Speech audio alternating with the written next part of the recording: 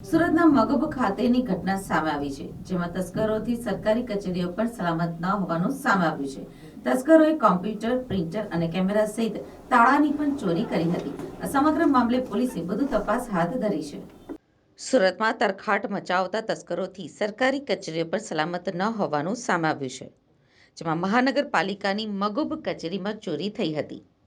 દરવાજાના નકુચા તોડીને ત્રટકેલા તસ્કરોએ computer, printer અને કેમેરા સહિત તાળાની પણ ચોરી કરી હતી. આ સમગ્ર મામલે પોલીસે વધુ તપાસ હાથ ધરી છે. મહાનગરપાલિકાની મગોબ કચેરીમાં ચોરી થઈ હતી. મગોબ વોર્ડ ઓફિસ ખાતે ચોરીની ઘટના બની છે. મોડી રાત્રે ત્રાટકેલા તસ્કરોએ કોમ્પ્યુટર, પ્રિન્ટર, કેમેરા સહિતની ચોરી કરી હતી. સવારે કર્મચારીઓ ઓફિસ આવ્યા ત્યારે તેની જાણ થઈ હતી, જેથી સમગ્ર મામલે પોલીસે તપાસ શરૂ કરી છે. શહેરમાં અવારનવાર ચોરીની ઘટનાઓ બનતી જ રહે છે, ત્યારે મગોબ વોર્ડ ઓફિસમાં થયેલી ચોરીને લઈને પણ પોલીસના પેટ્રોલિંગ પર સવાલો ઊભા થયા છે.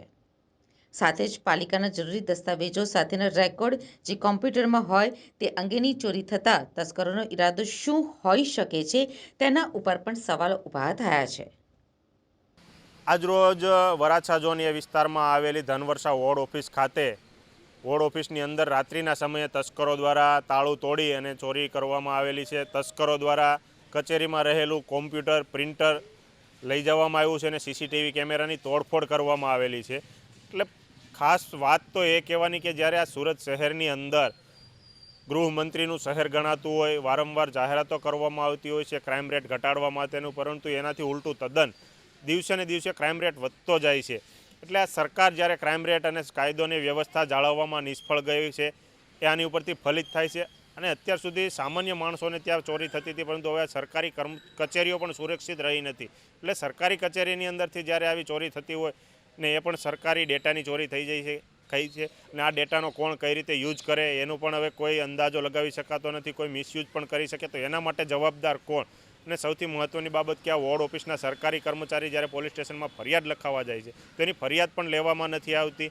એટલે આ સૌથી ગંભીર બાબત કહેવાય કે એક ચોરીની ફરિયાદ છે એ ફરિયાદ લેવામાં નથી આવતી. એટલે સામાન્ય ચોરીની વાત તો આમાં ક્યાં જ કરવાની, જ્યારે સરકારી ડેટાની ફરિયાદ ન લેવાતી હોય તો સામાન્ય માણસ જ્યારે પોતાની ફરિયાદ લઈને જતા હશે તો એનું શું થતું હશે એ આની ઉપરથી બહુ વિચારવા જેવી બાબત છે. એટલે ગણવામાં આવે તો આ સરકાર છે, ભારતીય જનતા પાર્ટીની જે સરકાર છે એ સદંતર કાયદોની વ્યવસ્થા જાળવવામાં નિષ્ફળ ગઈ છે. આની ઉપર મારું નામ Manish M Tailor, sanitary inspector, Dhanvarsha ward office, Varachha zone.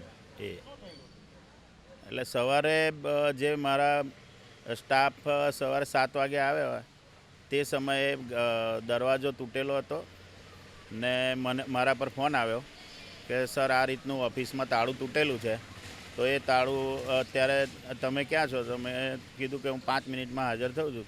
7:10 હું હાજર થયો. પછી તાળું તૂટેલું નજરે આવેલું ને ત્યારબાદ અંદર ચેક કર્યું તો સીસીટીવી કેમેરો તૂટેલો હતો ને કોમ્પ્યુટરનો સેટ આખો ગાયબ થઈ ગયેલો ને પ્રિન્ટર સાથે ચોરી થયેલી છે. પોલીસ ફરિયાદ કરવા સવારે ગયેલો તો સવારે એક પોલીસ કર્મચારી હોવાથી એમણે એમ કીધું કે 10:30ની આસપાસ તમે આવજો એટલે તમારી ફરિયાદ ત્યાં લખાઈ જશે.